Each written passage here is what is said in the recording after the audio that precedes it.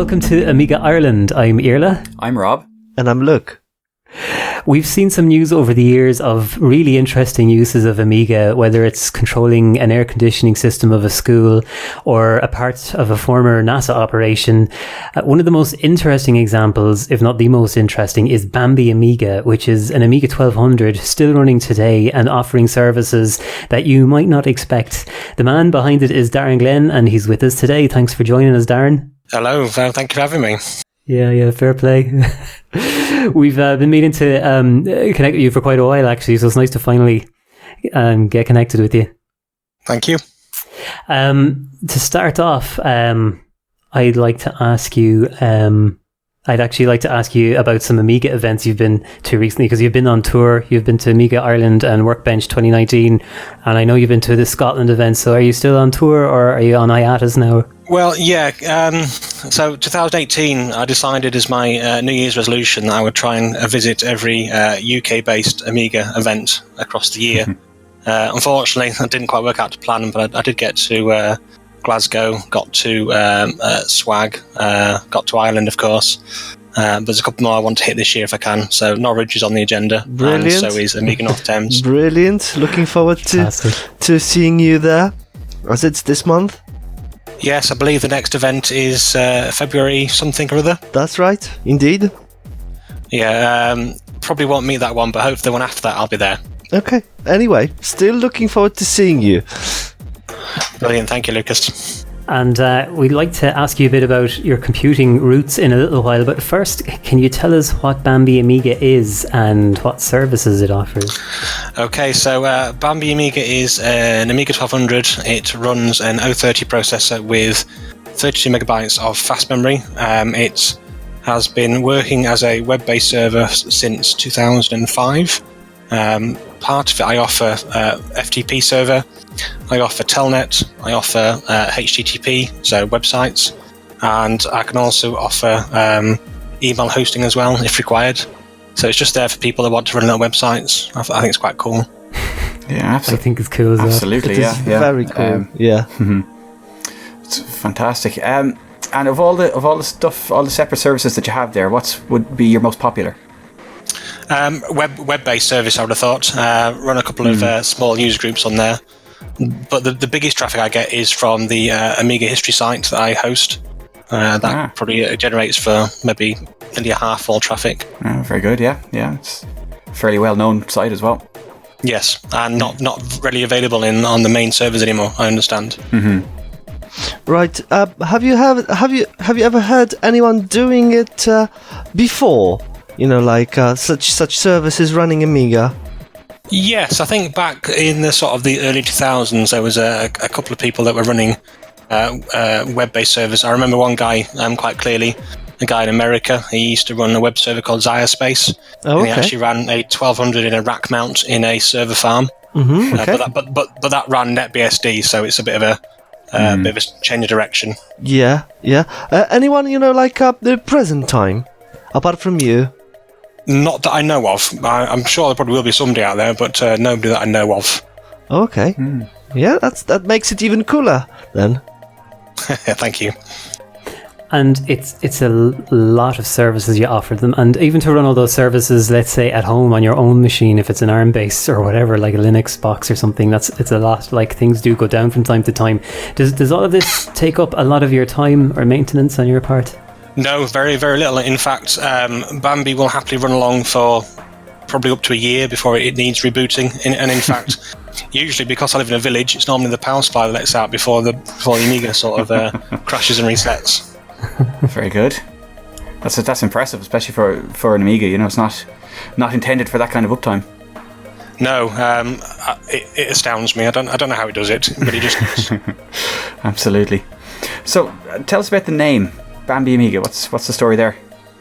So, a bit of a long story. So, back in around about the year 2000, I was sort of designing a website called intuitionbase.com, and I needed a way of testing the code that I was writing quickly. So, I decided to set up a local server at home, which was Bambi. The name Bambi comes from the fact it was the name of the machine on my local network. So I used to have Bambi, which was what it is now. I had Baldric, which is my PC, Mindy, which was my main Amiga, and a few other names, all sat on the network. So Bambi kind of stuck, and it's still there to this day. Fair enough. And who designed the logo, if I may ask? Oh, I did. I used a software package called Perfect Paint, which on the Amiga. I just did a bit of Googling and cut and pasted. I think it's quite apt for the server that it runs on. Yeah, absolutely. Nice. And one thing I've noticed, like I visit your site from time to time, and I actually have something. I have a web thing there that I have yet to complete. But I'm really impressed by. I was looking at the history site today. Was one the Amiga history section. But not just that, I was looking at some Amiga OS guides, some show reports you had from of events back in the early noughties, Lightwave tutorials and old Amiga ads. There's all kinds of stuff on it. Like it's an absolutely amazing selection there, and it seems to run really quickly too. Yeah, it's a bit of Aladdin's cave, I think. Yeah, how do you explain that? I mean, I wouldn't have expected that, and I'd imagine that, well, maybe people who are more, experienced than me might know, but for me, I just expected the websites, the pages to be slow or something, but it's actually really responsive, and there was no way, say I was on a MacBook today, browsing the different things that are hosted there, and you couldn't really tell that, it didn't stand out in any way as being underpowered hardware or anything less than a normal server. Yeah, I think because it's a machine of its time, so all the websites run on it are fairly lightweight. A little bit of PHP in there, but it's mainly small images. So quite lucky that my local network's quite good, so I can quite happily streams uploads at 100k a second without sort of breaking temperature sweat. So it maintains server speed quite well. Mm-hmm. Okay. Tell us about the network setup that you have. What way have you got the machine connected to the internet? So it's connected via a PCMCIA 10 megabit network card, which connects to a power line, which plugs into the power socket below it, which then connects to a router downstairs. So that's kind of how it works. Wow. Again, it's quite impressive that it's able to sustain the kind of speeds and throughput that you need for those sites. It's very good. Yeah, so the network card I purchased off eBay 15 years ago. I bought loads, about 99p each. Mm-hmm. But it just works, and it's never let me down. Mm-hmm. So there's no need to change it. Yeah, fair enough. Yeah, and the good thing is it's not running in 060, it's 030. That's the thing. Yeah. Yeah, exactly. Yeah. A bit of history. What was your introduction to computing then? Was it Amiga straightforward? I started off on a VIC-20, kind of the late 80s. Got into the Amiga probably around about 94 with a 500 plus. We bought one as a family. The idea was that my mum would use it for office work, but of course that never happened. We all got into gaming, and we kind of went from there. So then how did you make it to Amiga then? Did you go straight from the VIC-20, or was there something in between? No, so from the VIC-20, which I think it broke twice, we got it repaired once, it broke again, so then we got a Spectrum 128K, which is kind of the first machine I remember as a child. Then, of course, the Amiga came along, and I think it was a catalogue offer, because it came quite cheap, and we had that as a family, and then that became my own personal machine around 96. I remember doing all my GCSE coursework on it, using a software program called PayPal to write all my coursework. And then I got a 1200 probably quite late on, probably at 98, and that's the 1200 that is Bambi. Mm. Wow, so this is your original Amiga? Yes, it is, yeah. That is amazing. Very good. And so what other Amigas do you have there? So currently I've got 3 Amiga 1200s. One's a boxed new old stock one from Petro, 2 old Commodore 1200s, one which is Bambi. I've got a 600, and then if you class the next generation stuff as Amiga, I've got a SAM 440 Flex as well that I use from time to time. Very good. Decent collection there. Yeah, I had an awful lot more when I was younger, but I gave most of that away. Yeah, that's a common story. Yes. Mm. Did you ever progress to, for example, Blizzard PPC as well? Yes, I had at one point 3 Blizzard PowerPCs and a Cyberstorm PowerPC as well. That's a serious bit of hardware. And some money now as well. Yeah, tell me about it. Oh dear. No, I used to beta test OS4 on the classic line. Oh, okay. So I did that probably from sort of the early 2000s till about 2006, where I bowed out. So that's why I had so many PowerPC cards kicking about. Nice. For the floppy disk service that you have, okay, so this is the latest addition to your site that I've seen. So when you visit bambi-amiga.co.uk, there's a sort of a menu of what sections you can go to, which are kind of sites or projects hosted by, you know, whoever set them up. And the newest one is a floppy disk service. Do you want to tell us a bit about that? Yeah, so I was setting up one of my 600s, and I thought how difficult it is to get a floppy disk of software that you need nowadays. So I thought if I try and remember some of my HTML coding from way back when, I might try and set up a little simple service where you can upload an image to Bambi directly, and then I'll convert that to a floppy disk using Bambi's floppy disk drive and then post it out to you. So if anyone that's got software where they're struggling to get it to their machines, this is where Bambi comes into play. So there is a cost attributed to it, but it's not massive. I don't expect to get rich from it. It's just more to cover the cost of the disk and the postage. Yeah, it's an incredible service. And what kind of, do you use double density disks? I know they're hard to come by at the moment. Or yeah, so when you place an order, you have the option to you can either pick double density. I've got probably a cache of about 100 of those left from way back when, but you can also pick high density disks, which is obviously a cheaper option, but they're not quite as reliable as a true double density disk might be. And where in the world have you been sending disks so far? Is it mostly around Britain and the UK? Yeah, I've done a couple across to sort of mainland Europe, to Germany, Netherlands. I've done a couple to Belgium. I think the furthest I went away to was Australia, and it was a guy who had a very unusual memory card expansion to his A500 that required some software on a floppy disk to make it work. I think it was called a PowerPC, but it wasn't a PowerPC. Yeah, very interesting piece of kit. Some of the old stuff was a bit funky like that, and you needed special commands during the startup to even just get them recognised. Yeah, so the guy purchased same floppy but 3 versions of, just in case 1 or 2 failed, which I thought was quite cool. Very good. Good stuff. And yeah, because it's one of those things, like I'm fairly alright, I've got enough machines knocking around, but there are a lot of people who are getting back into it and just, you know, they're just setting up their first or their only Amiga after 20 years or whatever, and they need sometimes you got a chicken and egg situation where you just can't get the software on for connecting to the network, for example, and it's I could see it being a super handy thing. Yeah, no, I remember back in the day transferring files via serial link through terminals, which is a painful way of doing it. Yeah. So do you have any interest in, you know, so-called next-gen Amigas, things like OS4, Morphos, Aros, or any of those? Yeah, I do follow current sort of Amiga shenanigans. I think the whole Cloanto Hyperion Amiga Inc. thing is very disappointing for the user groups and the people out there that are supporting the Amiga scene.